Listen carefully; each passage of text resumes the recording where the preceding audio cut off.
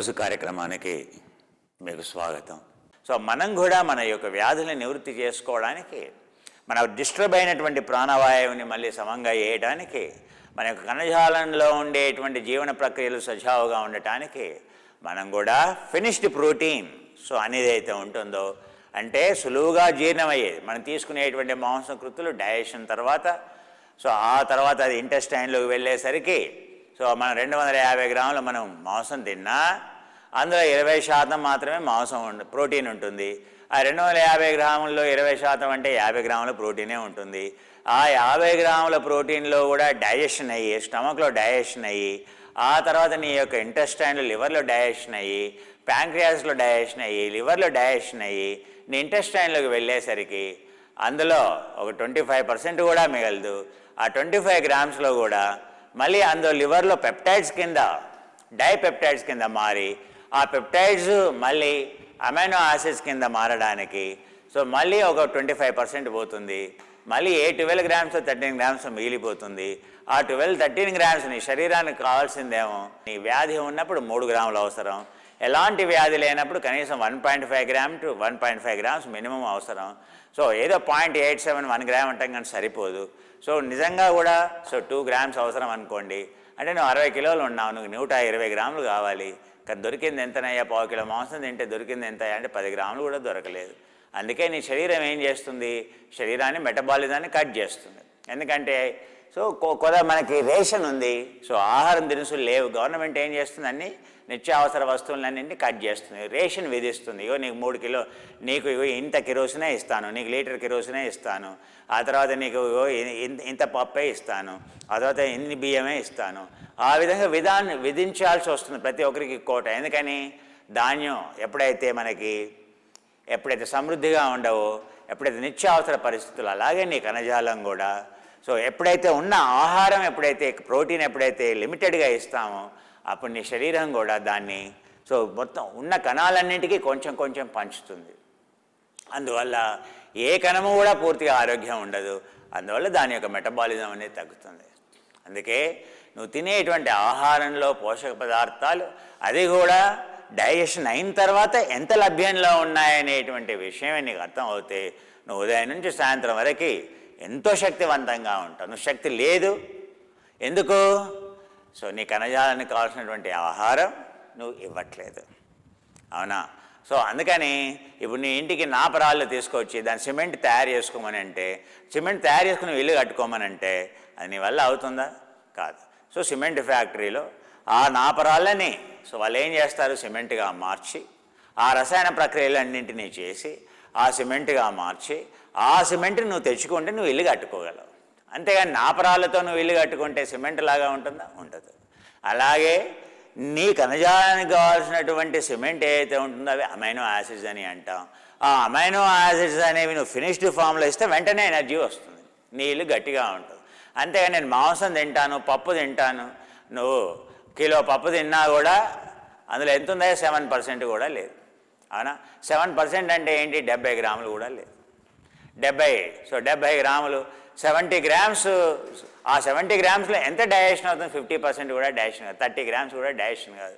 ఆ 30 grams digestion అయినా మరి మిగతాది ఏముందయ్యా? మళ్ళీ పిండి పదార్థాలే ఉన్నాయి, మళ్ళీ గ్లూకోజ్ని పెంచేవే ఉన్నాయి. అందుకనే మనం అన్నీ భ్రమలో ఉన్నాం. ఏమని? నేను తింటే చాలు శరీరానికి కావాల్సినటువంటి పోషక పదార్థాలు అందుతున్నాయనేటువంటి భ్రమలో ఉన్నాం. ఆ భ్రమలో నుండి ఎంత తొందరగా పడి మన ఆహార విషయాలను అర్థం చేసుకుంటాము, అంత తొందరగా మనం బయటపడతాం. మన వ్యాయామం కానీ, ఆ ఇంటర్నేషనల్ స్పేస్ స్టేషన్లో ప్రతిరోజు వాళ్ళు 2 గంటలు వ్యాయామం చేయాలి. 1 గంట ఏమో ఎండ్యూరెన్స్ ఎక్సర్సైజ్ చేయాలి, 1 గంట ఏమో dynamic strength training, resistance training అనేది చేయాలి. అలా 2 గంటలు ట్రైనింగ్ చేసినా వాళ్ళ యొక్క మెటబాలిజం అనేది మెయింటైన్ కావట్లేదు అక్కడ. ఎందుకని? అక్కడ గ్రావిటీ లేదు, అక్కడ ప్రాణవాయువు అనేది లేదు. ఆ ప్రాణవాయువుని వాళ్ళు ఎంత ఆక్సిజన్ సాచురేషన్ ఎంత పెంచుకోవాలని చేసినా కూడా 80% సాచురేషన్లో వాళ్ళు పనిచేసినా ఆక్సిజన్ సాచురేషన్ పెరగట్లేదు, బ్లడ్లో ఆక్సిజన్ అనేది పెరగట్లేదు, బ్లడ్లో హిమోగ్లోబిన్ అనేది పెరగట్లేదు, తరుగుతుంది. అందుకే మనం చేసేటువంటి వ్యాయామం చాలా ముఖ్యం. ప్రాణాన్ని నింపడానికి వ్యాయామం చేస్తున్నాం. మనం చేసేటువంటి ఆ ఇంటర్నేషనల్ స్పేస్ స్టేషన్లో ఏదైతే వ్యాయామాలు చేస్తారో, వ్యోమగాములు ఏదైతే ఎక్సర్సైజ్ చేస్తారో, ఎలా అయితే సర్వైవ్ అవుతారో, మనం ఆరోగ్యంగా అవ్వడానికి అవన్నీ మనకు పనికొస్తాయి. సో అంతకంటే అద్భుతంగా మనం చేస్తున్నాం. ఏం చేస్తున్నాం? టిబెటియన్ బాక్స్ బ్రీదింగ్ కానీ, ఆ తర్వాత మన విన్యాస ఎంజూరెన్స్ ఎక్సర్సైజులు కానీ సృష్టి క్రమంలో వేసాం. ఆ రక్షణ క్రమంలో వేసేటువంటి ఆసనాలు ఏవైతే ఉన్నాయో దానివల్ల స్ట్రెంగ్త్ ట్రైనింగ్ అని అంటాం, డైనమిక్ రెసిస్టెన్స్ ట్రైనింగ్ అని అంటాం. ఆ డైనమిక్ రెసిస్టెన్స్ ట్రైనింగ్ అనేది యోగాలో చేస్తున్నాం. ఆ తర్వాత ఇప్పుడు ఇలా కుర్చీని ఉపయోగించుకొని కూడా రెసిస్టెన్స్ ట్రైనింగ్ ఎలా చేయాలో నేర్చుకున్నాం, మెటబాలిజాన్ని ఎలా పెంచాలో మనం నేర్చుకున్నాం. సో ఈ విధంగా మనం కుర్చీని ఉపయోగించి ఆసనాలు నేర్చుకుంటున్నాం. మనం కుర్చీలో వెళ్ళకిలా పడుకొని వేసేటువంటి ఆసనాలు మూడో రకంగా సర్వాంగాసనాన్ని ఎలా చేయాలి అనేటువంటి విషయాన్ని నేను మీకు నేర్పిస్తానని చెప్పాను.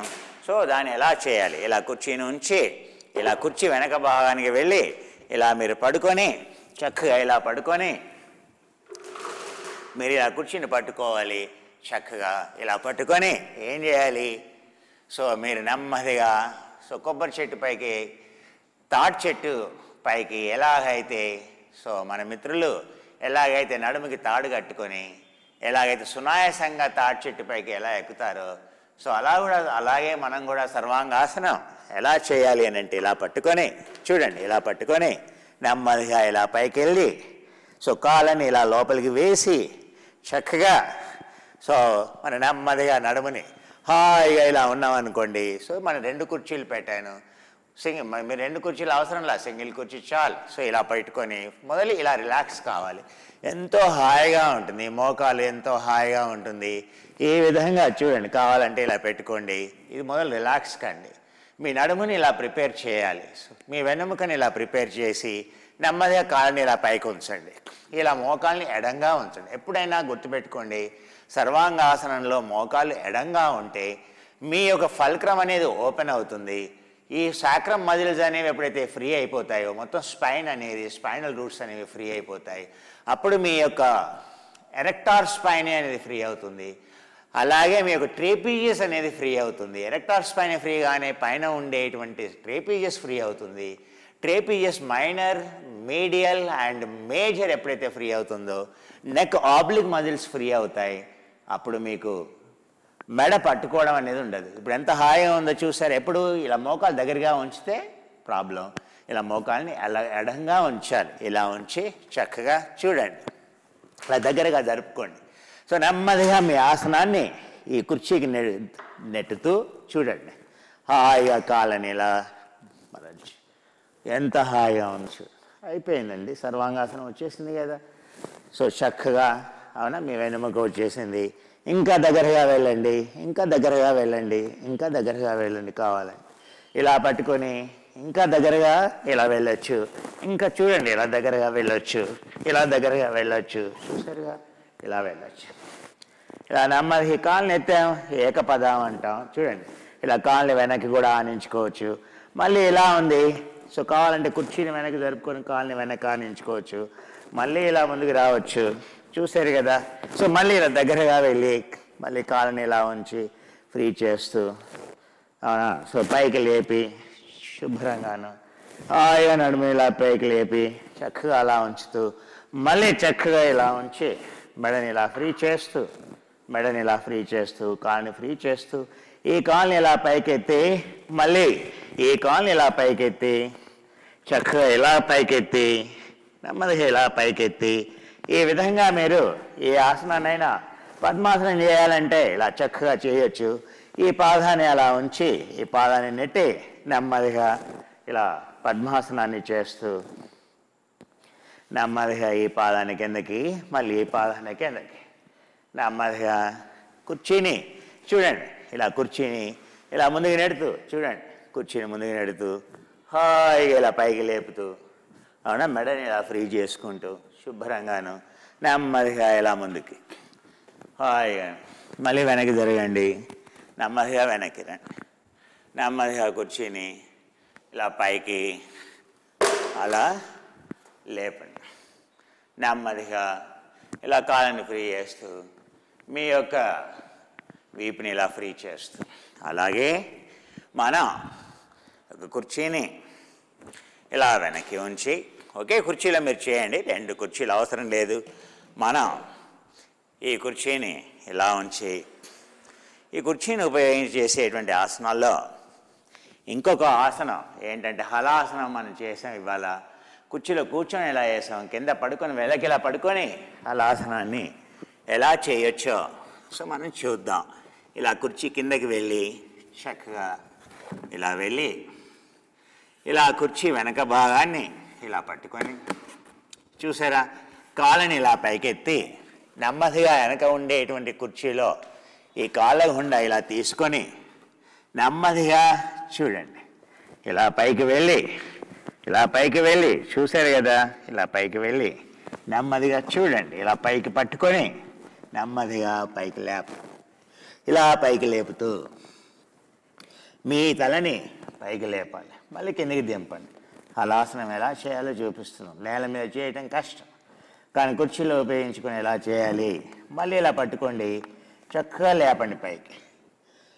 ఏకం ద్వేనం త్రేణం చతురం పంచమ షఢమ సప్తమ అష్టమ నవమ దశమ ఏకాదశ ద్వాదశ చతుర్దశాని. అలా చేస్తూ చక్కగా నెమ్మదిగా చూడండి ఎలా వెనక్కి రావాలి. మళ్ళీ నెమ్మదిగా కూర్చుని ఇలా లేపి చూసారుగా, కూర్చుని ఇలా లేపి నెమ్మదిగా ముందుకు రావాలి, ఇలా పెట్టేసేయాలి. మళ్ళీ నెమ్మదిగా చూడండి, ఇలా నెమ్మదిగా ఇలా ఉంచి, చెప్పాను కదా యుక్తి నైపుణ్యత ఉండాలి. ఆ ఆసనం చేయడానికి అదేదో కాంప్లికేటెడ్గా ఉండదు, చాలా తేలిగ్గా చేయొచ్చు. మళ్ళీ భుజాన్ని ఇలా ఫ్రీ చేసుకుని సో ఇలా దీన్ని మళ్ళీ స్లో మోషన్లో చూడండి కావాలంటే, అప్పుడు మీకు తెలుస్తుంది.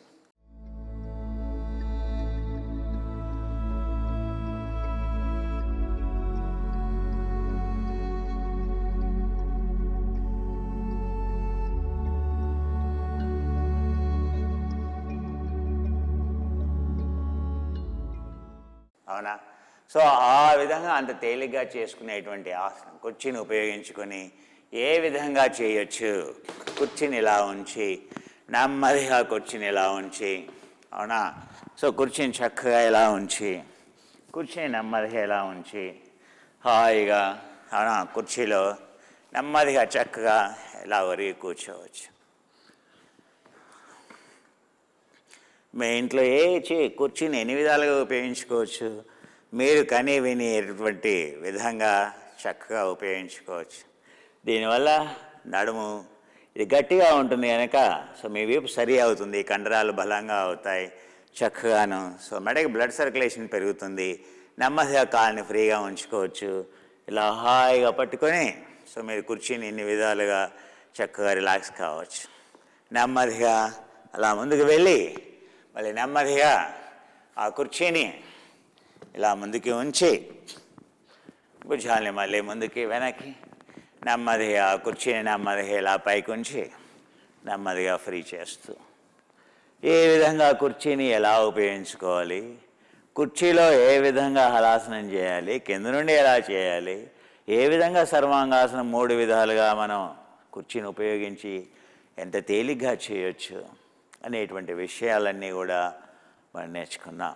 సో కుర్చీలో చేసేటువంటి యోగా అయితే ఉందో ఒక అద్భుతమైనటువంటి యోగా అని, రీజనరేటివ్ యోగా అని అంటాం. ఆ తర్వాత రీస్ట్రక్చరింగ్ యోగా అని అంటాం. సో రీజనరేటివ్ రీస్ట్రక్చరింగ్ యోగా ఏదైతే ఉందో అది కేవలం కుర్చీలో మాత్రమే సాధ్యం. సో అందుకే yoga by compensation. So yoga అనేది సో ఈ కుర్చీ అనేది ఔషధంగా పనిచేస్తుంది మన యొక్క సమస్యల్ని మనం నివృత్తి చేసుకోవడం కోసం.